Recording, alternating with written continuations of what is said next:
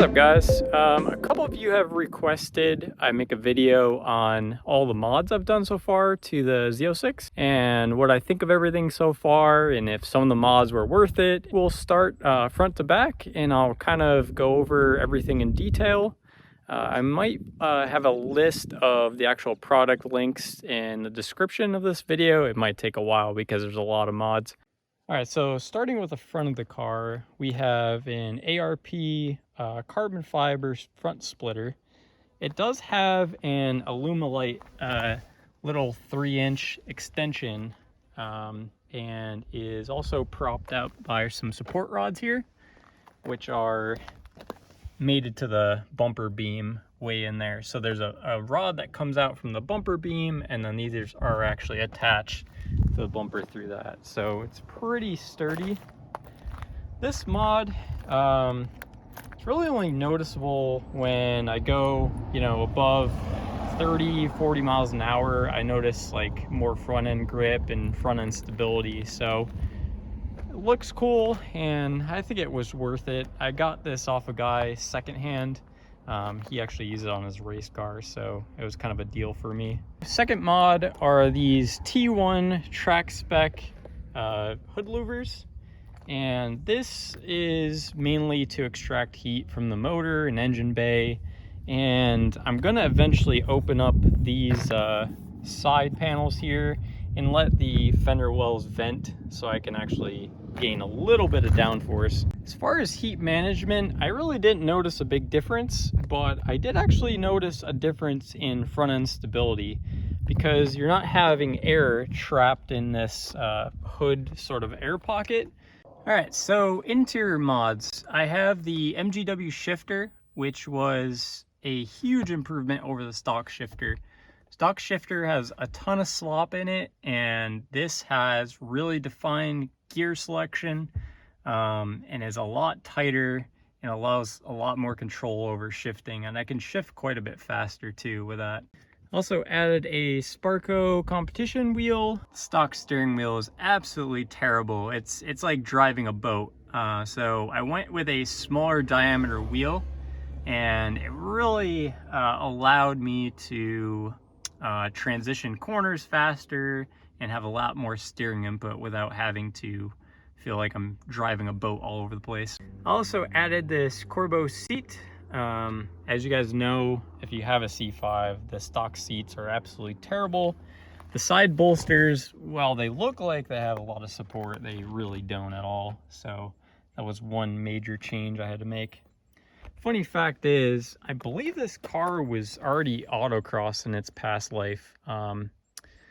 The seat bolts and everything were definitely touched at some point, so there was an aftermarket seat in here from the previous owner, and then they just took it out, I think, before they sold the car. At the back we have a 9 Lifes Racing chassis mounted wing. I have it at the about 12-degree position. I really wanted to get maximum downforce at lower speeds. This road that I usually run here has a lot of low speed hairpins, so I wanted to get the maximum amount of grip that I could from the lower speed stuff. This has absolutely helped out immensely. If you've never driven a car that doesn't have aero, you're missing out. It's a huge change. It adds a lot of rear end grip at higher speeds, and it kind of actually forces you to maintain higher speeds to keep that downforce active. I think eventually I'm gonna swap out these end plates for some bigger ones. It is a big wing, and those end plates just seem a little bit too small for how big of a wing it is. I have the stock titanium exhaust right now. I did add these 3D printed, I don't know if you can see them in there, these 3D printed flanges. The stock rubber ones, the exhaust likes to sag, so these 3D printed high temp plastic ones are a lot better to keep the exhaust level and even.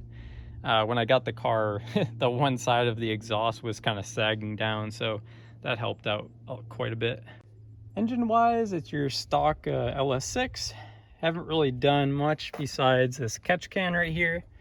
All pretty much bone stock. It does have lifter tick, surprisingly, at 30,000 miles. So I think eventually, actually, when I get back from my trip in Cali next week, I'm going to start tearing the heads off. Maybe do a slight port and polish on the heads, and then probably add like a mild cam and then refresh the whole top end so we don't have lifter tick anymore. Since this car lives at higher RPMs, I really need that valve train to work properly. So I want to add some really good parts so I can live at the upper RPMs and not have to worry about it. The other thing I added was a track spec radiator.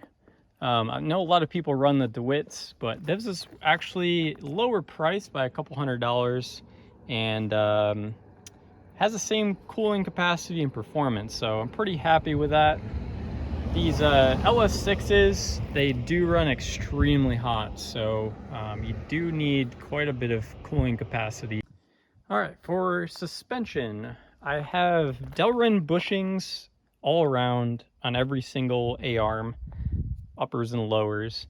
It really helped to add a lot of steering response and chassis response and made everything more rigid. The stock bushings are absolutely terrible in these cars, and they're probably the first thing you're going to want to swap out when you're going to do anything performance oriented. The stock rubber bushings are terrible for communication, super soft, and they bind under any kind of suspension load. I have for coilovers, not that I can recommend them, but I have the Silver's Neo Max. I forgot the actual spring rate. I did go up in spring rate quite a bit because of the Aero, but I don't really think I could recommend these coilovers. They're not dampened correctly for the springs that are in it, and it's a very bouncy, uncontrolled ride.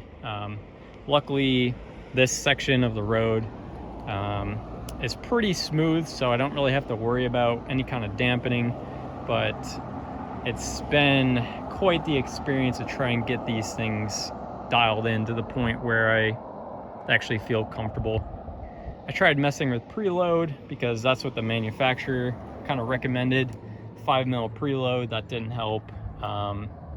So I'm probably gonna be switching to some higher end suspension eventually. Overall, I think these C5s are really good investment and bang for your buck. I don't know about these crazy 2021 prices, but if you can get your hands on one of these for cheap, even if it's just an auto and then you have to manual swap it eventually, getting your hands on one of these chassis is a really good move.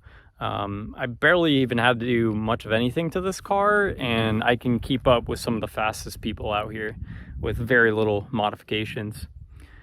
So let me know in the comments what you guys think so far of this car and what additional mods you guys think I should be doing to get to the next level. I know I'm gonna probably go to C6 Z06 brakes, so that's coming soon.